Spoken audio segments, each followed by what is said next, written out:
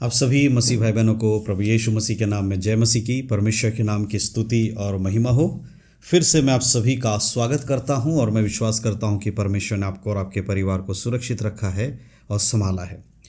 आज एक और नए विषय के साथ परमेश्वर के वचनों के द्वारा मैं आप लोगों के संग कुछ बातों को साझा करना चाहता हूं।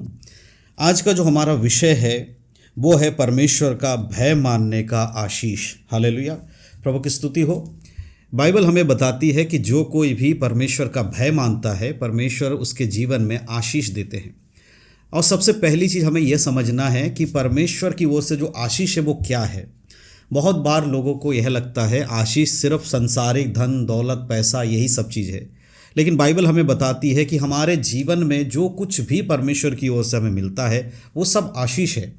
अगर हमारे जीवन में कुछ धन संपत्ति के द्वारा कुछ आशीष मिल रही तो भी आशीष है। आत्मिक रूप में अगर हम प्रभु में मजबूत हो रहे हैं उसको भी हम आत्मिक आशीष के रूप में देखते हैं।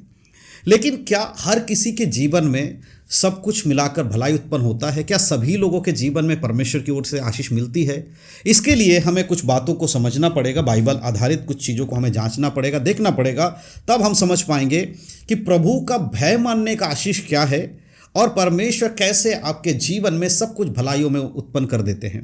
देखो मेरे प्रियो, एक चीज़ आपको समझना पड़ेगा, प्रभु यीशु मसीह के संग विश्वास करने वाले व्यक्ति के जीवन में कठिनाइयाँ आती हैं, मुसीबतें आती हैं, दुख आता है। इस प्रकार से एक ऐसा जीवन उनको जीना पड़ता है जो बहुत ही सकरा मार्ग है। बाइबल बताती है जो प्रभु के संग चलेगा उसका मार्ग सकरा होगा, लेकिन जो संसार के साथ चलेगा उसका मार्ग चौड़ा होगा। लेकिन लोगों को ये नहीं समझ में आता कि प्रभु के संग चलने के बाद हमारे जीवन में जब परेशानियां बढ़ जाती हैं, चीज़ें आ जाती हैं, गलत चीज़ें आ जाती हैं या दिक्कतें आ जाती हैं, तो परमेश्वर में अगर हम विश्वास करते हैं, उसके भय में रहते हैं, तो हमारे जीवन के हर एक परिस्थितियों को हमारे लिए भलाई में परमेश्वर बदल देते हैं। तो आज हमारा जो टॉपिक है, जिस विषय पर मैं आपको कुछ बातों को बताना चाहता हूँ, वो है परमेश्वर का भय मानना। अगर आप परमेश्वर का भय मानेंगे तो आपके संग क्या होगा उसके बारे में आज हम चर्चा करेंगे। मैं आपको एक वचन पढ़ के सुनाना चाहता हूं। भजन संहिता 128 अध्याय उसका 1 आयत यहां पर इस प्रकार से लिखा है, क्या ही धन्य है हर एक जो यहोवा का भय मानता और उसके मार्गों में चलता है। यहाँ परमेश्वर का वचन कहता है क्या ही धन्य है वह जो यहोवा का भय मानता है और उसके मार्गों पर चलता है। यहोवा का भय मानना क्या है? अक्सर आपने बाइबल में इस वचन को, इस बात को कई बार आपने सुना होगा, पढ़ा होगा, अपने पास्टर से, कलीसिया में विश्वासियों के मुंह से कई बार आपने सुना होगा कि परमेश्वर का भय मानना चाहिए, परमेश्वर का भय मानो। तो आखिर परमेश्वर का भय मानना है क्या? क्या परमेश्वर कुछ ऐसा है जिसे देखकर हमें डर लग जाएगा?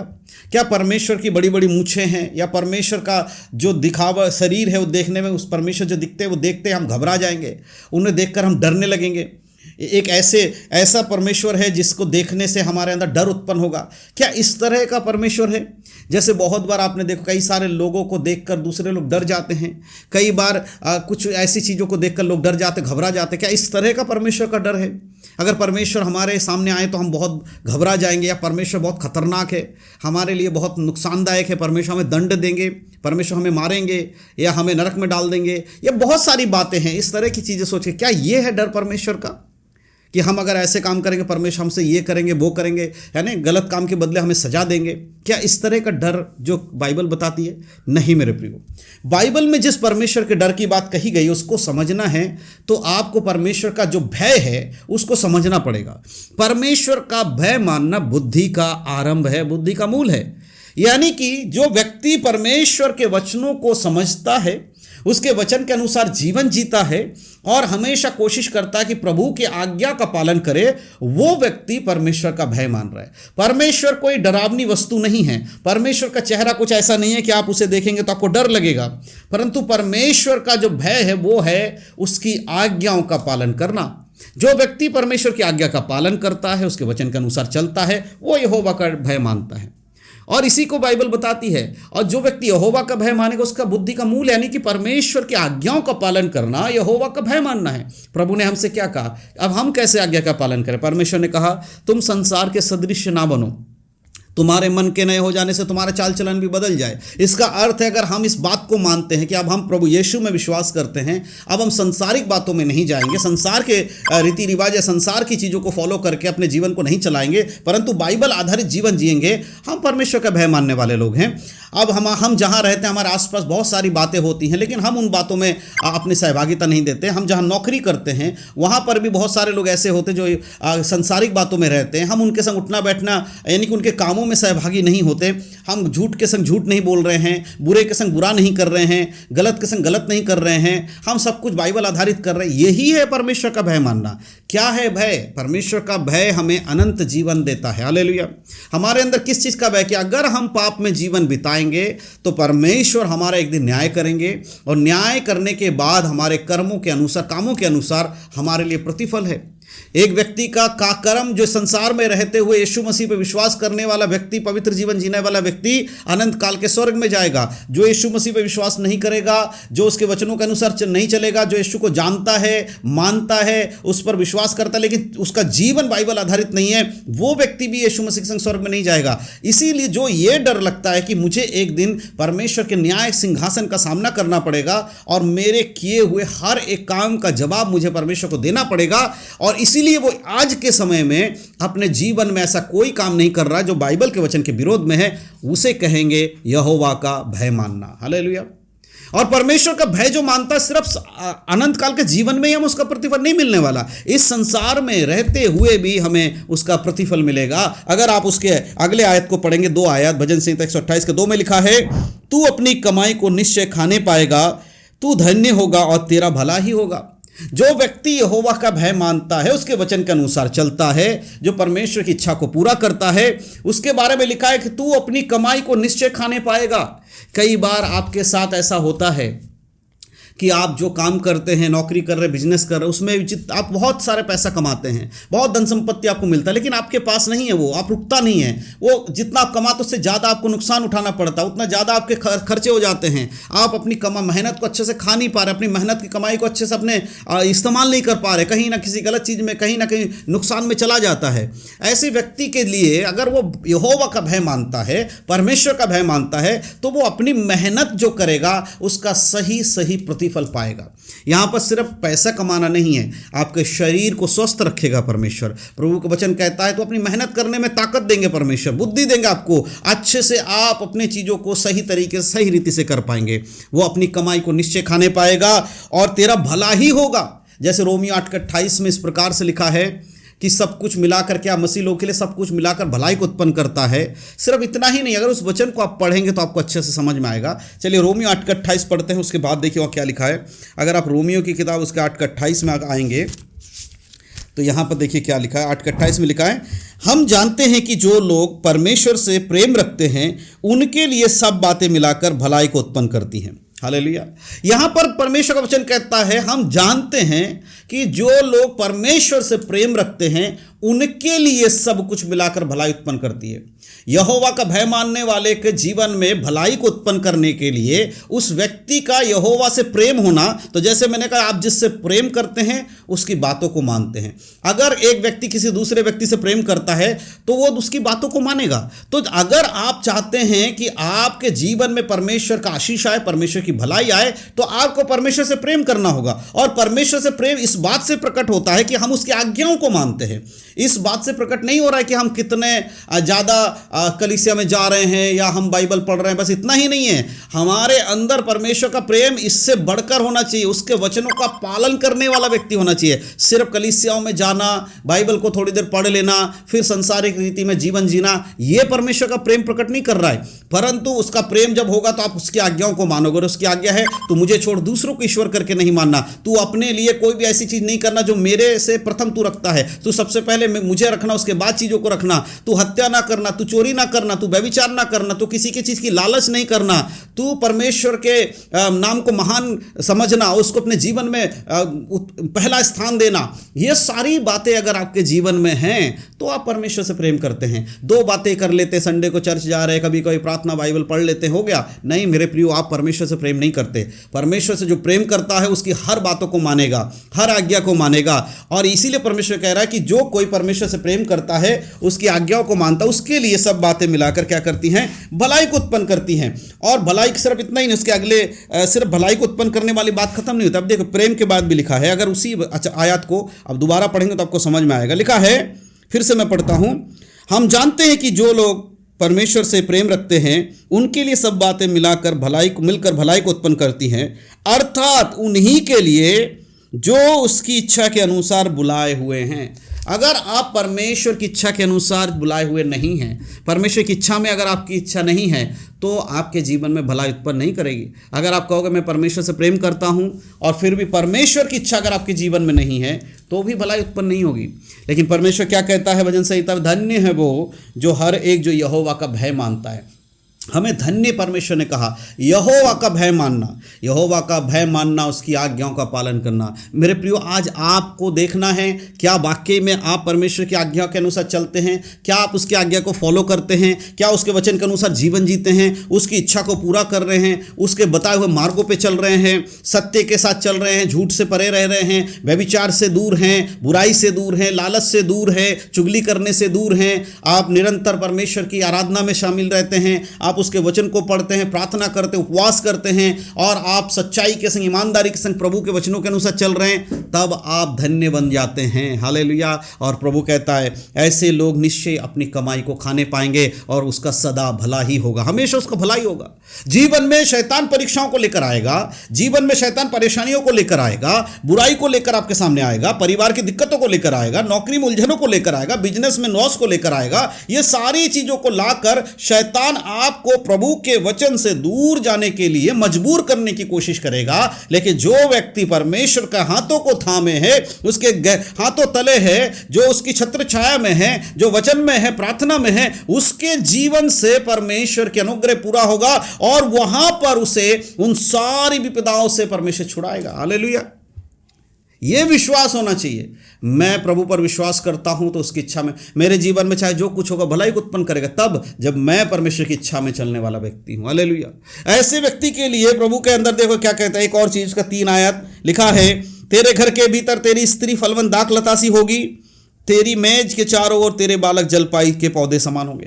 परिवार को आशीषित करेंगे परमेश्वर, आपके परिवार के लोगों को परमेश्वर आशीष देंगे।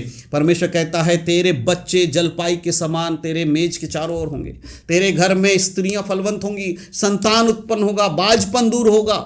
इन सब के लिए एक ही काम है, परमेश्वर कहता है यहोवा का भय मानना बुद्धि का मूल है। हालेलुया। यहोवा का भय मानने वाले ऐसी ही आशीषों को पाएंगे।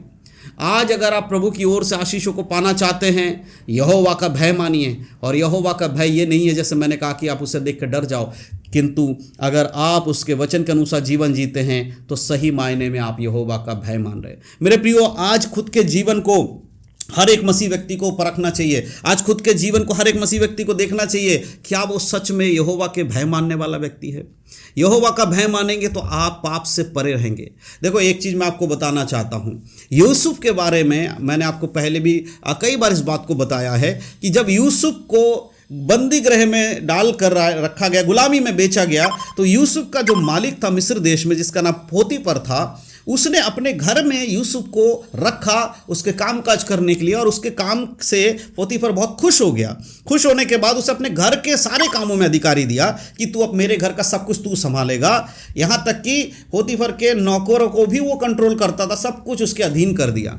जब ऐसा हुआ तो यूसुफ के सामने पोतीफर की पत्नी ने एक चीज़ लेकर आई कि वो उसे व्यभिचार में गिराना चाहती थी, या उसके संग वो अपना शारीरिक संबंध बनाना चाहती थी, क्योंकि जो यूसुफ था बहुत जवान था, सुंदर था। पोतीफर की पत्नी को लगा कि इसके संग मैं अपना समय बिताऊंगी, इसे मैं अपने वश में कर लूँगी। ये कहकर वो उसके यूसुफ को ऐसा कर कहती है तू मेरे संग सो।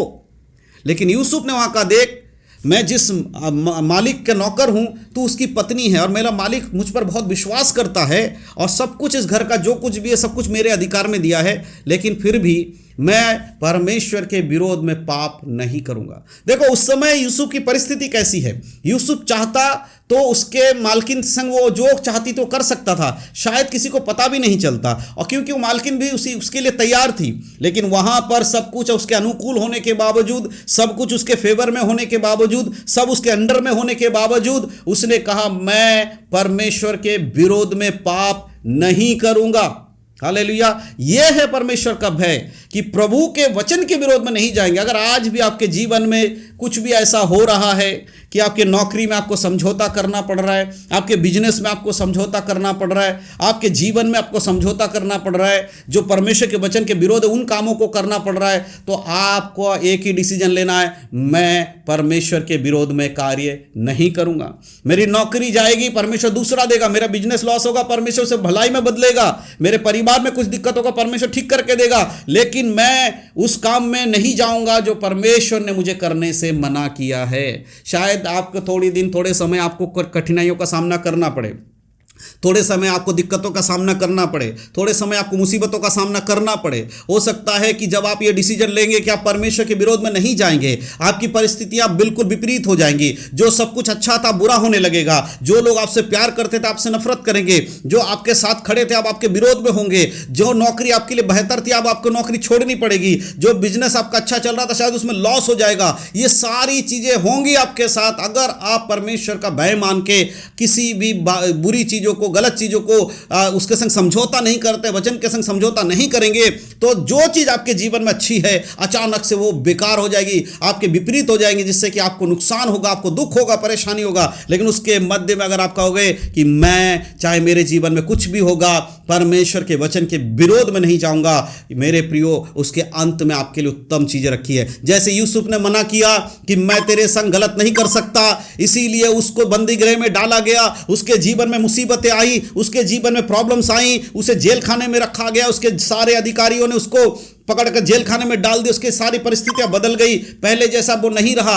लेकिन एक समय आया जब उसी देश के अंदर, उस राज्य के अंदर वो प्रधानमंत्री बन गया। अगर उस दिन वो उस स्त्री के संग अगर वो संबंध बनाने के लिए तैयार हो जाता, क्या वो प्रधानमंत्री बन सकता था? नहीं मेरे प्रियो। लेकिन परमेश्वर की योजना के अनुसार उसने कहा कि मैं परमेश्वर के विरोध में पाप नहीं करूंगा।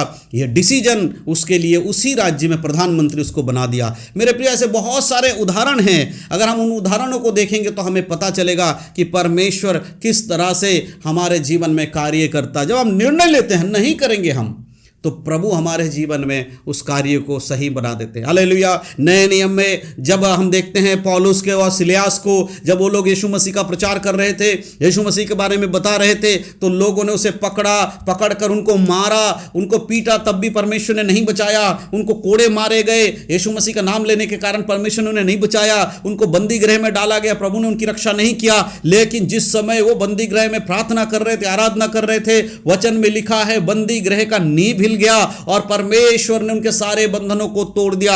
ऐन मौके पर आखिरी समय तक जो विश्वस्त रहेगा, जो परमेश्वर के वचन में चलेगा, जो उसकी इच्छा को पूरा करेगा, जब सब कुछ खत्म होने के कगार पे होगा, जब सब कुछ बेकार होने के कगार पे होगा, आपको लगेगा सब खत्म होने वाला है, उस समय हमारा परमेश्वर हमारे लिए सब कुछ प्रतिकूल से अनुकूल कर देंगे, सब कुछ बढ़िया कर देंगे। जो पहले नहीं था उससे बेहतर मिलेगा। लेकिन उस समय तक हमें विश्वस्त रहना है, परमेश्वर का भय मानना है, उसके वचन के अनुसार स्थिर रहना है। अंतिम क्षण तक हमें इंतजार करना है, प्रभु हमारे लिए करेगा। हालेलुया। परमेश्वर के नाम की महिमा हो।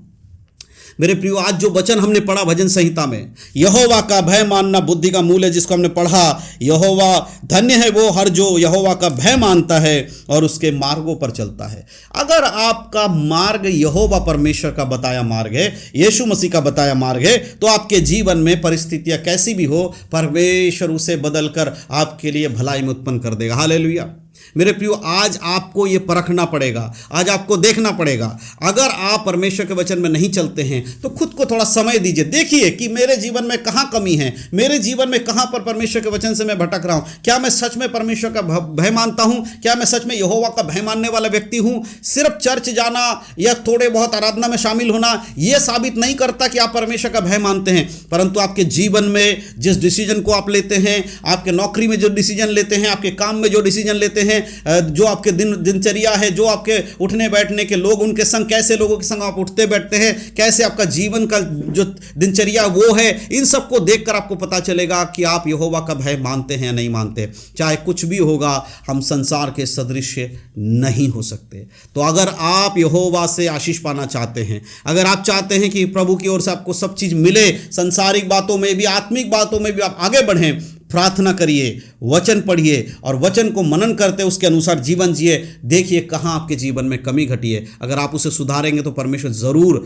आपको उठाकर खड़ा करेंगे। आपकी परिस्थिति चाहे कितनी भी खराब हो जाए, याद रखिए बुरी सी बुरी परिस्थिति में भी परमेश्वर आपके हाथों को पकड़कर चलाते हैं। वो आपको छोड़ने वाले परमेश्वर नहीं है। अगर आप विश्वस्त रहेंगे, आपके अंतिम क्षण में परमेश्वर आपके जीवन में कुछ ऐसा करेगा जो आपने कभी नहीं सोचा। बीमारी की अवस्था में पड़े हुए हैं, विश्वास कीजिए आपके बीमारी में परमेश्वर आपको चंगाई देंगे। आर्थिक दिक्कतों में दबे हुए हैं, विश्वास कीजिए उन आर्थिक परेशानियों से परमेश्वर आपको निकालेंगे। आत्मिक रूप में कमजोर हो गए, विश्वास कीजिए परमेश्वर आत्मिक रूप में आपको मजबूत करेंगे। जरूरत है यहोवा का भय मानना।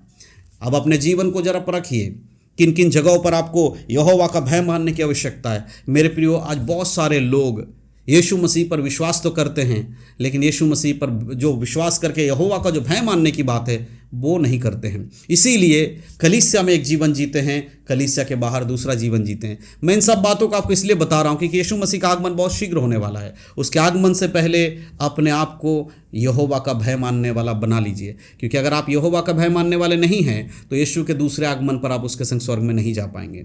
मेरे प्रियो, इन्हीं बातों के साथ आज के जो मनन है उसको मैं समाप्त करना चाहता हूँ, लेकिन थोड़ी देर मैं प्रार्थना करना चाहता हूँ कि जो लोग भी आज इन वचनों को सुने हैं परमेश्वर उनके जीवन में कार्य। आइए हम प्रार्थना करें। सर्वशक्तिमान पिता परमेश्वर, मैं आपका धन्यवाद करता हूँ सुंदर समय के लिए जो आपने मुझे दिया। परमेश्वर, आपके नाम की स्तुति और महिमा हो प्रभु जी। जिस प्रकार आज हमने वचन में पढ़ा परमेश्वर, जो यहोवा का भय मानता उसको भय डर में चलता है, उसके जीवन में भलाइयों को परमेश्वर आप उत्पन्न करते हैं। धन्य है वह जो यहोवा का भय मानता और उसके मार्गों पर चलता है। प्रभु, मैं इस समय जितने लोग इस वचनों को सुन रहे हैं, जिन्होंने सुना है प्रभु, उन सभी को मैं आपके बलवंत हाथों में समर्पण करके प्रार्थना करता हूँ। प्रभु, मन फिराने के लिए मदद करना प्रभु जी, आपके भय में चलने के लिए मदद करना, वचनों को पालन करने के लिए मदद करना परमेश्वर, आपकी इच्छा में आगे बढ़ने के लिए मदद करना प्रभु। आपके पुत्र के दूसरे आगमन से पहले अपनी कलीसिया को तैयार होने में मदद करना परमेश्वर पिता। जो अपने हृदय को तोड़ेंगे परमेश्वर, अपने मन को तोड़कर पश्चाताप करेंगे, उन्हें क्षमा करना परमेश्वर पिता। और आज के वचन परमेश्वर बहुतों के लिए आशीष का कारण बनने के लिए मैं प्रार्थना करता हूँ। धन्यवाद के संग फिर से सब कुछ आपके हाथों में समर्पण करता प्रभु जी। सारा आदर महिमा आपको देते प्रार्थना में उद्धार करता यीशु मसीह के नाम से मांगता हूँ, आमीन आमीन। प्रभु की स्तुति हो, परमेश्वर के नाम की महिमा हो। मैं विश्वास करता हूं कि इन वचनों के द्वारा परमेश्वर ने हम सभी से बातचीत किया है। ज़रूर एक बार अपने जीवन को परखिए कि आप किस प्रकार का जीवन जीते हैं, प्रभु की इच्छा के अनुसार हैं या नहीं हैं। यहोवा का भय मानना बुद्धि का मूल है और यहोवा का भय मानना उसकी आज्ञा का पालन करना है। इन्हीं बातों के द्वारा परमेश्वर आप सबको आशीष दे, आपके परिवार को संभाले। प्रभु यीशु मसीह के नाम में सभी को जय मसीह की। God bless you.